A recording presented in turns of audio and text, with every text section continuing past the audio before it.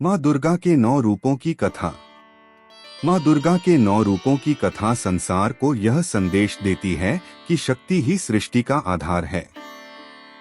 जब जब अधर्म बढ़ा और धर्म संकट में पड़ा, तब तब देवी ने अपने दिव्य स्वरूपों से संतुलन बनाया। नवरात्रि के 9 दिनों में इन्हीं 9 रूपों की पूजा की जाती है, जिन्हें मिलाकर शक्ति की पूर्णता मानी जाती है। पहले दिन मां शैलपुत्री की पूजा होती है। पर्वतराज हिमालय की पुत्री होने के कारण उन्हें शैलपुत्री कहा गया। वे नंदी पर सवार होती हैं और उनके हाथों में त्रिशूल और कमल शोभा पाता है। कथा है कि पूर्व जन्म में वे सती थीं, जिन्होंने अपने पिता दक्ष के यज्ञ में अपमानित होकर अग्नि में देह त्याग दी थी। उसी के बाद वे हिमालय की पुत्री के रूप में जन्मी। शैलपुत्री का स्वरूप हमें दृढ़ता और अटल विश्वास का पाठ पढ़ाता है। दूसरे दिन मां ब्रह्मचारिणी की पूजा होती है। उनका यह रूप तपस्या और संयम का प्रतीक है। ब्रह्मचारिणी के हाथों में जपमाला और कमंडल शोभित होते हैं। कथा है कि उन्होंने भगवान शिव को पति रूप में पाने के लिए वर्षों कठोर तपस्या की। कई वर्षों तक उन्होंने केवल फल फूल खाए, फिर पत्ते तक त्याग दिए और अंततः निराहार रहकर कठिन तप किया। उनकी तपस्या से प्रसन्न होकर भगवान शिव ने उन्हें पत्नी के रूप में स्वीकार किया। इस कथा से साधक को संयम, तप और धैर्य की महिमा समझ में आती है। तीसरे दिन पूजी जाने वाली मां चंद्रघंटा का रूप अत्यंत दिव्य और वीरतापूर्ण है। उनके माथे पर अर्धचंद्र के आकार की घंटा है, इसीलिए उन्हें चंद्रघंटा कहा जाता है। यह रूप शांति और सौम्यता के साथ साथ युद्धबल का भी प्रतीक है। कथा है कि जब देवताओं और असुरों का युद्ध हुआ, तब मां ने सिंह पर सवार होकर अपनी चंद्रघंटा की ध्वनि से असुरों का आतंक दूर किया और देवताओं को विजय दिलाई। इस रूप की पूजा से जीवन में साहस और आत्मबल बढ़ता है। चौथे दिन मां कूष्मांडा की पूजा होती है। वे ब्रह्मांड की सृजिका मानी जाती हैं। कथा है कि जब सृष्टि का कहीं नामो निशान भी नहीं था, चारों ओर केवल अंधकार था, तब देवी ने अपनी मंद मुस्कान से अंडज ब्रह्मांड की रचना की। इसलिए उन्हें कूष्मांडा कहा गया। वे अष्टभुजाधारी हैं और उनकी 8 भुजाओं में विभिन्न आयुध हैं। इस कथा से यह शिक्षा मिलती है कि हर नई शुरुआत ऊर्जा और सकारात्मकता से ही संभव है।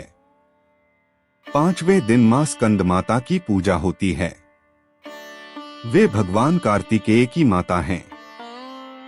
कथा है कि जब तारकासुर नामक असुर का अत्याचार चरम पर पहुंचा, तब देवताओं के विनती करने पर शिव पार्वती के पुत्र कार्तिकेय का जन्म हुआ। वही देवताओं के सेनापति बने और तारकासुर का वध किया। स्कंदमाता अपने गोद में कार्तिकेय को लिए सिंह पर विराजमान रहती हैं। उनका स्वरूप मातृत्व की शक्ति और करुणा का प्रतीक है। छठे दिन मां कात्यायनी की आराधना होती है। वे महिषासुर मर्दिनी के रूप में प्रसिद्ध हैं। कथा है कि ऋषि कात्यायन की तपस्या से प्रसन्न होकर देवी उनके घर पुत्री रूप में अवतरित हुई। जब महिषासुर नामक असुर ने देवताओं को परास्त कर त्रिलोक में आतंक मचाया, तब देवी कात्यायनी ने महिषासुर का वध कर धर्म की रक्षा की। उनका यह रूप वीरता, न्याय और धर्म की रक्षा के लिए प्रेरित करता है। सातवें दिन मां कालरात्रि की पूजा होती है। उनका स्वरूप सबसे उग्र और भयानक माना जाता है। उनका रंग श्याम है, वे गाढ़े अंधकार जैसी दिखती हैं।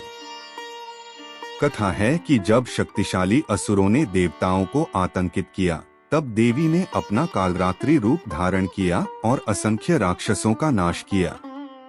वे बिजली की तरह चमकती हैं और उनका रौद्र रूप देखते ही शत्रु भयभीत हो जाते हैं। परंतु भक्तों के लिए वे हमेशा मंगलकारी रहती हैं। यह रूप हमें बताता है कि अंधकार कितना भी प्रबल क्यों न हो, अंततः सत्य और प्रकाश ही विजय होता है। आठवें दिन मां महागौरी की पूजा होती है। कथा है कि पार्वती ने भगवान शिव को पाने के लिए अत्यंत कठोर तपस्या की थी, जिससे उनका शरीर काला पड़ गया। उनकी तपस्या से प्रसन्न होकर शिव ने गंगा जल से उनका शरीर धोया और वे अत्यंत गौरवर्ण, उज्ज्वल और सुंदर हो गईं। इस कारण उन्हें महागौरी कहा जाता है। उनका यह स्वरूप पवित्रता, सौंदर्य और करुणा का प्रतीक है। 9वें दिन मां सिद्धिदात्री की पूजा होती है। वे सभी सिद्धियों और वरदानों की दात्री हैं। कथा है कि उन्होंने ही भगवान शिव को अर्धनारीश्वर रूप प्रदान किया। उनके पूजन से भक्त को सिद्धियां और ज्ञान की प्राप्ति होती है। वे कमलासन पर विराजमान होती हैं और उनके हाथों में गदा, चक्र, शंख और पद्म शोभित होते हैं। सिद्धिदात्री का यह रूप भक्तों की सभी मनोकामनाओं को पूर्ण करने वाला है।